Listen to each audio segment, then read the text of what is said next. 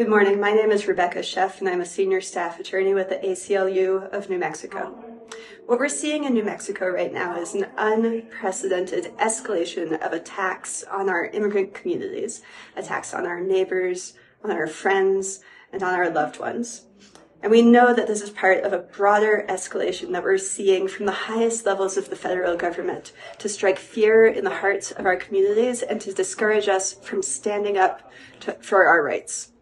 We just submitted a complaint yesterday to the Department of Homeland Security calling for an urgent investigation into the whereabouts of 48 New Mexican residents who were snatched up from our communities in Santa Fe, Roswell, and Albuquerque in the first week of March, and they've been effectively disappeared. We have not been able to ascertain where they're being held, under what conditions or authorities they're being held, whether they have access to counsel, or whether they're even still in the United States.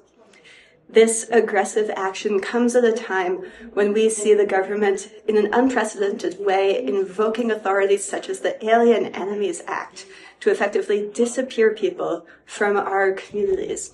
We've seen a resumption of the practice of family detention, which has a horrific and disgraceful history in our country. We're seeing a proposal being made for our military bases, including in New Mexico, to be used for mass detention. We've already seen people in our detention facilities here in New Mexico snatched up and transported to Guantanamo Bay to strike fear into the hearts of our communities. And we know that our detention facilities are being used not only to detain long-term residents, New Mexicans themselves, but also to warehouse people who are being apprehended in other parts of the United States, including New England and New Jersey. The time is now. It is time for us to meet the moment. We as New Mexico are positioned to lead the way, to stand up for the safety of our communities. It's time for us to pass the Immigrant Safety Act, HB 9 and SB 250.